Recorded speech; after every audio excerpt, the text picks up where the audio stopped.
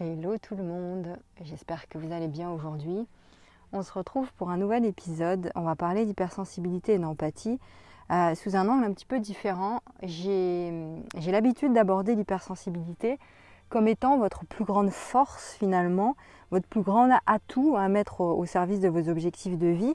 J'exprime que ce n'est pas du tout une tare, que vous n'êtes pas anormaux de ressentir autant et que ça représente un véritable don finalement pour celui ou celle qui saura comprendre cette sensibilité, la reconnaître déjà, la sublimer, l'embrasser, l'honorer, et bien pour vivre une belle histoire finalement avec elle. Et aussi, j'ai souvent parlé de cultiver une vibration élevée, d'être aligné avec son être profond, avec votre essence véritable. On parle aussi ensemble très souvent de sortir des injonctions de la société, de suivre sa voie, d'exprimer sa voix, de libérer sa parole pour prendre sa place dans le monde. Et ce dont je n'ai pas beaucoup parlé finalement, c'est que tout ça, ça peut être une expérience complètement différente pour quelqu'un qui est empathe, hypersensible. Que ça peut sembler être une bataille difficile pour rester aligné, pour cheminer dans sa voie, et même pour entreprendre et développer sereinement son entreprise, c'est pas une mince affaire pour l'hypersensible non plus. Et lorsque vous êtes tellement à l'écoute de la façon dont tout le monde autour de vous se sent à tout moment, eh bien ça peut être très compliqué. On va aborder donc aujourd'hui ce côté obscur finalement de l'hypersensibilité pour que vous puissiez en être conscient de ce côté obscur de la force. Je vous rappelle que la prise de conscience est la première étape de toute transformation. Voilà. Et pour que vous puissiez avancer sur votre chemin en toute conscience et beaucoup plus sereinement. Alors, avant de commencer, ce que je vous propose de faire, c'est de vous abonner à la chaîne, si ce n'est pas encore fait, si vous écoutez sur YouTube, pour soutenir mon travail, tout simplement. C'est gratuit, ça ne demande que très peu d'efforts pour vous. Vous avez juste à cliquer sur s'abonner, à activer la petite cloche aussi juste à côté. Là, maintenant, vous pouvez le faire maintenant que je suis en train de dire tout ça. C'est très peu d'efforts, je vous le disais, et puis ça fait toute la différence pour nous en tant que créateurs de contenu, ça. Voilà, donc merci pour votre soutien. Et puis si vous voulez aller plus loin aussi dans la connaissance de votre hypersensibilité, comment vous pouvez la mettre au service de votre vie, au service du monde, vous avez des ressources dans la description de cet épisode pour vous aider. Vous avez également mes formations, notamment Puissance Hypersensible. Je vais vous mettre le lien pour sublimer ensemble votre hypersensibilité au sein de ce programme qui est complet. Et si vous souhaitez un accompagnement privé, individuel en coaching avec moi sur une problématique particulière, si vous souhaitez travailler sur vos émotions, vous me contactez par mail. Il se trouve aussi dans la description. Je vais vous proposer des sessions par téléphone, par message audio ou par mail, selon vos préférences à vous. Vous me contactez, l'email est dans la description. Je ferme la petite parenthèse, on va commencer.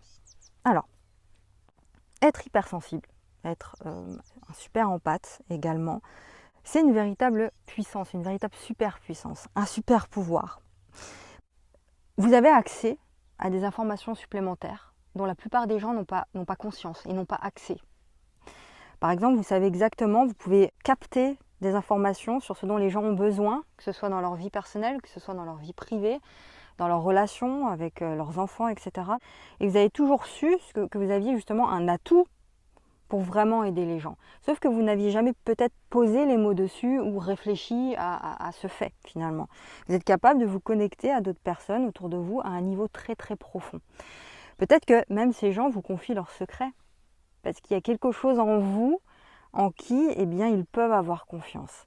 Et le véritable empathe, le véritable être hypersensible est si rare dans notre société que ceux d'entre nous là qui sont profondément doués de cette superpuissance sont recherchés finalement comme source de sécurité dans un monde chaotique. Ça, c'est un point qui est important, vous devez vraiment avoir ça en tête. Mais c'est aussi ce qui peut conduire à certaines difficultés avec cette superpuissance. Il y a toujours un côté obscur de la force, un côté sombre, et c'est ce qu'on va voir ici. La première des choses, c'est que vous attirez des gens qui vont vous absorber votre énergie. Alors les Américains aiment bien parler de soul sucker, de suceurs d'âme finalement. Ce sont des gens qui sentent votre énergie, qui est dynamisante, qui est nourrissante et qui viendront vous prendre comme ça, vous choper, vous prendre tout ce qu'ils peuvent prendre de vous, de votre énergie, parce que vous êtes une personne si aimante par nature, si forte finalement, si profonde par nature, que vous avez tendance à continuer sans cesse à donner. Vous n'avez peut-être jamais appris à fixer des limites avec les autres et appris à vous sentir à l'aise finalement en disant non. Et au lieu de ça, au lieu de dire, voilà, de poser vos limites et de vous dire, non, là je ne veux pas ou je ne peux pas, ou je n'ai pas l'énergie, vous finissez par donner, continuez à donner, donner, parce que vous aimez voir les autres heureux. Vous aimez profondément voir les gens de votre entourage que vous aimez heureux. Et puis vous avez, en tant qu'hypersensible aussi, la plupart du temps de profondes blessures aussi, notamment la blessure du rejet, de l'abandon, qui est très forte chez les hypersensibles. Et pour que les autres vous aiment justement toujours et vous acceptent, eh bien, vous allez inconsciemment dire amen à tout. Ça, c'est une des choses très très importantes. Vous allez donner comme ça, jusqu'à attirer des personnes qui vont tout vous prendre, jusqu'à ce que ça vous fasse mal finalement. C'est-à-dire que vous continuez à donner aux autres, sans vous rendre compte que vous êtes en train de puiser dans votre énergie à vous, parce que vous ne tournez pas finalement votre soutien intérieur vers vous-même. Vous le donnez à l'extérieur, vous ne vous accordez pas comme étant la priorité. Donc, ce qui se passe, c'est que vous finissez par vous sentir épuisé, par avoir énormément de ressentiment, et puis vous finissez par vouloir vous exclure du monde, vous fermer au monde. C'est parce que vous n'avez pas appris à dire non aux autres et à limiter ce que vous êtes prêt à donner. Est-ce que vous vous reconnaissez dans ce que je dis ici? N'hésitez pas à interagir dans les commentaires, me dire si ça vous parle tout ça. Et puis surtout, vous n'avez pas appris à tourner votre bonté vers vous-même et à vous dire, voilà, maintenant c'est mon temps à moi. C'est mon moment, je vais m'accorder du temps, je vais me poser en moi-même, je vais m'accorder du temps pour méditer, pour reposer mon énergie, pour me recharger. Et ça, c'est fondamental parce que vous êtes responsable de votre propre santé mentale et physique. C'est à vous et c'est à vous seul de vous autoriser ces moments, ne serait-ce que quelques minutes. On peut tous s'accorder quelques minutes par jour. Absolument, ce serait se donner des excuses que se dire j'ai pas le temps. Si vous n'avez pas le temps de vous accorder du temps pour vous-même, comment est-ce que vous voulez vous en accorder pour les autres ou pour le projet que vous êtes en train de lancer ou quoi que ce soit? Vous êtes la matière première de tout ce que vous allez créer. C'est vous qui êtes la base de tout ce que vous créez. Donc si vous n'avez plus d'énergie, ça ne fonctionnera pas. Donc vraiment quelques minutes par jour, c'est fondamental. Un autre point, ce côté obscur aussi de la force entre guillemets, c'est le fait d'assumer la responsabilité du bonheur des autres. Beaucoup veulent changer le monde, vouloir changer les autres, vouloir aider les autres absolument, etc. Quitte à se négliger soi. Vous finissez par prendre la responsabilité du bonheur des autres sur vos épaules. C'est-à-dire que vous vous dites, vous êtes persuadé de ça, que vous êtes là pour changer le monde, que vous êtes là pour aider les autres et que c'est votre mission suprême sur cette terre finalement. Et du coup, votre but, c'est de vous assurer que tout le monde autour de vous est heureux et se sent bien. Même au détriment de vous-même. Parce que s'ils sont malheureux, ça vous allez le ressentir, ça, vous allez prendre vraiment en pleine tête, ce sera très lourd émotionnellement, très difficile pour vous à vivre. Vous finirez par faire passer le bonheur des autres avant le vôtre, parce que ça vous fait mal finalement de sentir les autres malheureux. Est-ce que ça vous parle aussi?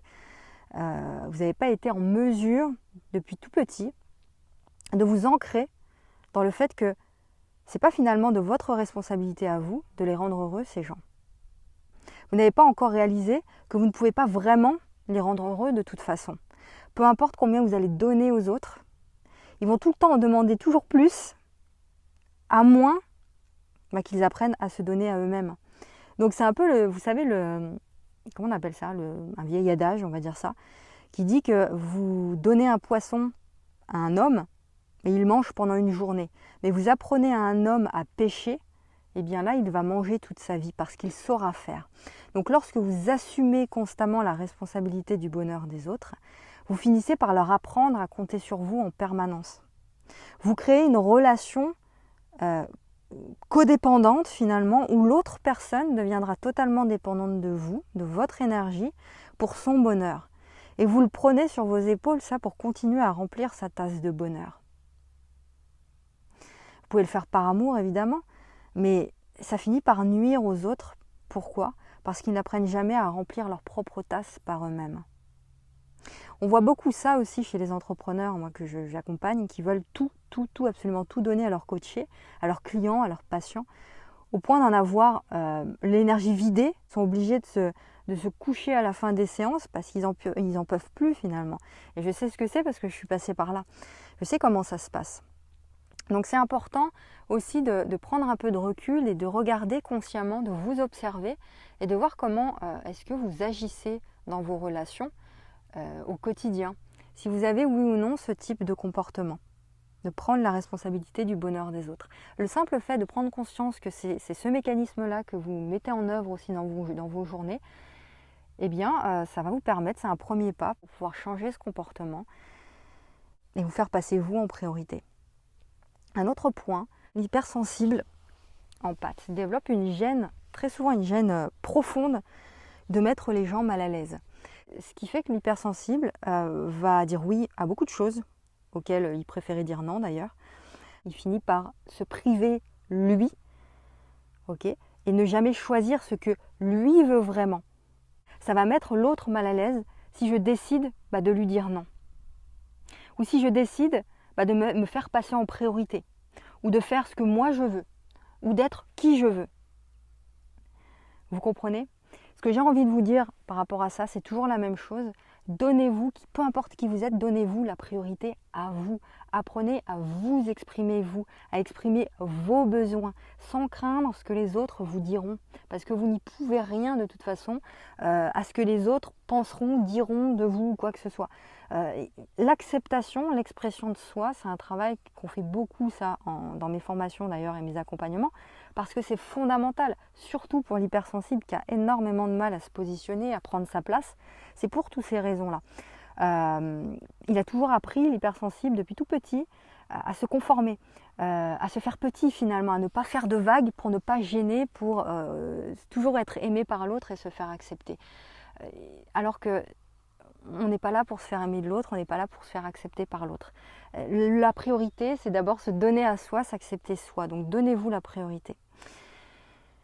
Un autre côté obscur de l'hypersensible empathe, c'est le fait qu'il donne la priorité aux opinions extérieures. Tout est lié de toute façon, vous voyez, vous vous rendez compte de ça, parce qu'en raison du désir de garder les autres heureux, en fait l'hypersensible finit par rendre les opinions des autres plus importantes que les siennes.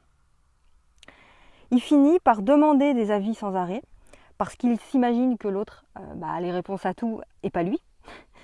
Et puis parce qu'il a tellement appris et pris l'habitude de regarder à l'extérieur de lui-même pour savoir s'il fait bien ou pas, ou s'il fait du bon travail ou pas. Et ce comportement, cette attitude, ce mécanisme qui est inconscient la plupart du temps, vous pouvez vous en rendre compte encore une fois en observant consciemment vos réactions à chaque instant. Alors c'est un travail, c'est sûr, au quotidien, mais vous pouvez vous observer comme si vous observez de haut en fait. Vous sortez, comme si vous sortiez de votre corps, vous regardez vivre. Et vous rendrez compte finalement que cette façon d'observer les choses, de vous observer vous permet de prendre conscience de votre attitude au quotidien, envers vous et envers les autres. Et là, à partir de là, vous pouvez le changer ça. Donc la conséquence de tout ça, c'est que vous perdez la connexion avec vous-même. Vous perdez la connexion avec vous-même. Vous devenez tellement concentré sur les autres, tellement concentré sur l'extérieur, sur ce qu'ils vont penser de vous, sur ce qu'ils ressentent, que vous cessez la connexion avec ce que vous ressentez, ce que vous désirez profondément, ce que vous appréciez profondément. Vous comprenez ? Vous finissez par dire je ne sais même plus qui je suis. Je ne sais même plus ce que j'aime finalement. Je ne sais plus où je vais. Je ne sais plus où je dois aller. Je ne sais plus quelle est ma route, ma place ici. Vous êtes tellement habitué à vous assurer que tout le monde aille bien autour de vous, que tout le monde se sente bien, qu'il y ait une bonne énergie dans la pièce, que les gens ne s'engueulent pas ou quoi que ce soit, que finalement, vous avez donné la priorité à leurs opinions. Donc il reste plus trop de place pour vous lorsque vous prenez toute votre énergie et que vous la dirigez vers la vie des autres tout le temps. C'est sûr qu'il n'y a plus trop de place pour soi. Vous voyez, tous ces comportements sont liés aux blessures de l'enfance, pour la plupart, mais elles se jouent dans votre quotidien en fait, par superposition très souvent. Et tout ça, ça se joue, c'est un méli-mélo dans votre quotidien. qui se joue en permanence. Et vous imaginez à quel point ça peut être difficile pour un hypersensible de prendre sa place dans ces conditions. Donc voilà. Un autre point, parlons des PN, des pervers narcissiques. Eh bien, l'hypersensible, empathe, attire des narcissiques. Très souvent, et d'autres personnalités d'ailleurs, personnes pathologiques, on va dire. Les pervers narcissiques, c'est une version un peu plus malveillante, je dirais, des personnes qu'on a vues tout à l'heure. Le narcissique, lui, il est extrêmement vicieux parce que il vous analyse direct. Dès la première rencontre, finalement, il va analyser qui vous êtes. Il sait que vous êtes quelqu'un qui donne beaucoup. Alors, lui, ce qu'il va faire, c'est qu'il va profiter, mais de façon délibérée, de votre bonne volonté, de votre bonne nature, de votre gentillesse, de qui vous êtes. Le cœur de l'hypersensible, super empathe, est assez mûr pour être choisi justement par quelqu'un qui cherche de manière délibérée à manipuler. Donc lorsque vous êtes constamment concentré sur le fait de rendre les autres heureux et de vous assurer qu'ils se sentent bien et qu'ils ne soient pas mal à l'aise, vous finissez par attirer ceux qui manipuleront justement cette belle partie de vous et qui joueront de ça. Et eux, ils vont se rendre compte qu'ils peuvent vous manipuler très rapidement, avec une larme, avec un moindre fait et geste, une voix un peu plus élevée, et ça, ils le feront. C'est la raison pour laquelle, en tant qu'hypersensible, empathe, il y en a énormément qui se retrouvent dans des relations avec des pervers narcissiques, des sociopathes même, et des personnes qui abusent parce qu'ils pensent qu'ils peuvent les réparer aussi et les guérir. Et ça vient d'une bonne volonté finalement, mais ça finit toujours par donner à l'hypersensible, à l'empathe, le sentiment d'avoir complètement perdu le contrôle de sa vie finalement. Et vous commencez à craindre le malheur des autres et ça affecte votre estime de vous. Ça conduit à la nécessité de continuer à donner la priorité aux autres, continuer à rechercher la validation de l'autre, à garder leur bonheur au premier plan dans votre vie à vous. Et c'est un cercle vicieux. Vous pouvez en fait commencer à essayer de changer les situations pour ne jamais avoir à ressentir la douleur et l'inconfort du malheur des autres. Vous pouvez consciemment vous dire, ce n'est pas de ma responsabilité. Je fais de mon mieux au quotidien, d'être la personne que je suis, d'être bien avec moi, de m'aimer suffisamment, de donner suffisamment, mais de façon désintéressée, de façon je donne parce que je me suis déjà tellement donné à moi-même, que cet amour déborde tellement que je peux le donner à l'extérieur, mais dans un but tellement désintéressé, pas dans le but forcément d'avoir quelque chose en retour ou d'avoir la responsabilité du bonheur des autres, comprenez? Alors, et d'ailleurs tout ça, vous savez, quand vous avez passé une grande partie de votre vie à vous demander si ceux qui sont autour de vous sont heureux, vous commencez à vous sentir bon, vous, ou avec de la valeur, seulement quand les autres sont heureux. Et s'ils ne le sont pas, vous prenez cette responsabilité et vous vous dites, s'ils ne le sont pas, c'est parce que j'ai pas fait assez, je suis pas assez, j'ai pas assez de valeur. Et c'est vraiment une façon horrible de mener des relations. C'est ce qui amène d'ailleurs à foirer beaucoup de relations. C'est pour cette raison-là. Et voilà, c'est le fait de chercher constamment la validation de l'autre personne et se sentir responsable de l'autre personne. Les autres ressentent une pression venant de vous parce que vous voulez tellement qu'ils soient heureux qu'eux, ils vont le vouloir pour vous, en fait, pour vous plaire. Et c'est un peu, vous savez, les personnes qui demandent continuellement dans leur relation, voilà, qu'est-ce qui va pas, je te sens bizarre aujourd'hui, qu'est-ce qui va pas, etc. Sans arrêt, sans arrêt, sans arrêt. C'est parce qu'ils deviennent tellement habitués à prendre soin des émotions des autres que finalement, ils se sentent mal dans leur peau si les autres autour d'eux ne sont pas heureux. Comprenez? Et ça met beaucoup de pression, ça, sur les gens pour qu'ils soient dans un faux bonheur, finalement, pour vous rendre heureux, vous aussi. C'est un truc où tout le monde se perd, finalement. Une relation ne peut pas grandir et se développer dans ces conditions-là. Est-ce que tout ça vous parle jusqu'à maintenant? Tout ça, ça amène à perdre la trace de votre propre bonheur à vous, de ce que vous voulez vraiment. Vous savez, quand une personne est bien avec elle-même, elle est heureuse, elle est rayonnante, elle est lumineuse, eh bien, elle a un impact sur la vie des gens qui l'entourent, mais de façon naturelle, sans effort. Sa simple présence est réconfortante pour les autres et élève les autres. C'est quelqu'un qui vous fait vous sentir bien, qui vous fait vous sentir aimé aussi. Mais non pas parce qu'il vous place vous, vos besoins toujours en premier, mais juste parce que la personne est comme elle est. Lorsque vous mettez votre propre bonheur à vous avant tout, c'est ce qui se passe. C'est-à-dire que vous allez tellement rayonner que naturellement, vous allez connecter avec des personnes et les personnes le ressentiront. Et vous allez les élever par votre simple présence. Non pas parce que vous êtes toujours à vouloir les rendre heureux, etc. Mais juste parce que vous êtes qui vous êtes naturellement. Parce que vous mettez votre propre bonheur en priorité. Ça ne veut pas dire que vous abandonnez les gens. C'est que vous devenez un modèle de la façon dont la vie peut fonctionner lorsque vous êtes autonome avec vous-même, avec votre bonheur, votre satisfaction, etc. Alors évidemment, c'est une attitude tellement pure, tellement saine pour les relations, etc. Mais ça ne plaira pas à tout le monde, c'est clair, il faut être réaliste. Il y a certaines personnes qui voudront que vous continuiez à porter leur fardeau, hein, leur bonheur.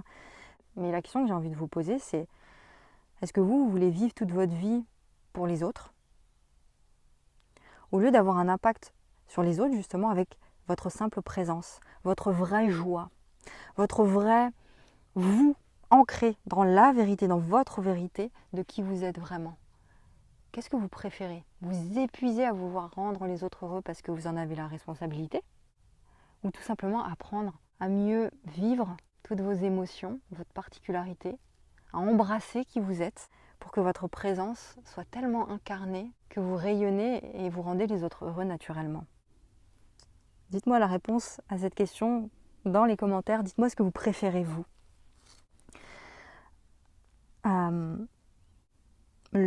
L'hypersensible vraiment a tendance à submerger, c'est un des côtés obscurs aussi, c'est le fait de submerger les autres avec nos émotions.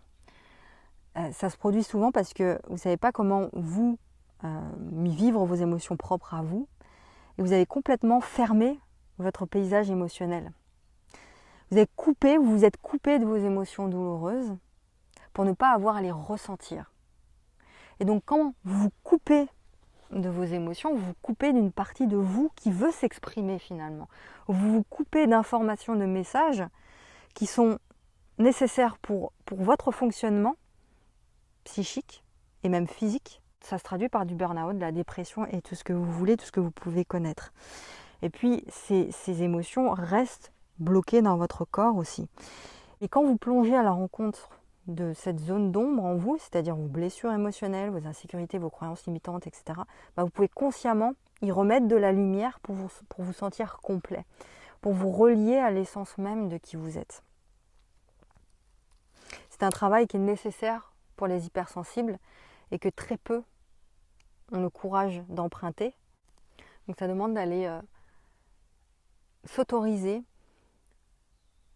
à déterrer, à reconnaître, à écouter toutes ces émotions qui ont été enfouies, qui ont été mises sous le tapis depuis tant de temps, qui n'ont pas voulu être ressenties. Eh bien, ça demande du courage, effectivement. Voilà, donc on a vraiment vu une palette de côtés obscurs, on va dire, de l'hypersensibilité et du super empathe. Être hypersensible, empathe, ça a de nombreux inconvénients, c'est sûr, mais je vous assure que c'est l'un des cadeaux les plus puissants que vous puissiez avoir.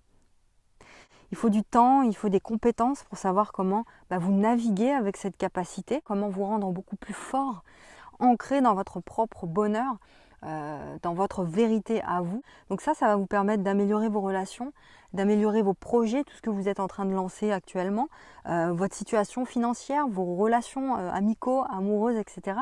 C'est radical vraiment lorsque vous apprenez à embrasser ce don, cette puissance et apprendre à maîtriser ce super pouvoir. Voilà, j'espère que tout ça a pu vous aider, vous éclairer un petit peu sur ce que vous pouvez faire aujourd'hui pour vous observer davantage, observer vos mécanismes inconscients, vos attitudes au quotidien, pour pouvoir modifier tout ça. Et si vous avez besoin d'aide, de le faire avec quelqu'un, vous voulez qu'on en discute, de comment vous pouvez vous aussi maîtriser ce super pouvoir que vous avez, vous m'envoyez un email qui est dans la description. On va discuter de la façon dont votre hypersensibilité vous affecte dans votre vie et la façon dont on peut travailler ensemble aussi pour changer votre monde. Dans mes accompagnements, dans mes formations, il n'y a jamais de pression. C'est juste une connexion entre nous. C'est du cœur, c'est du soutien, du partage pour prendre des décisions qui sont bonnes pour vous et qui parlent à votre âme aussi. Partagez cet épisode si vous pensez qu'il peut aider d'autres personnes et on se retrouve très très vite pour un nouvel épisode.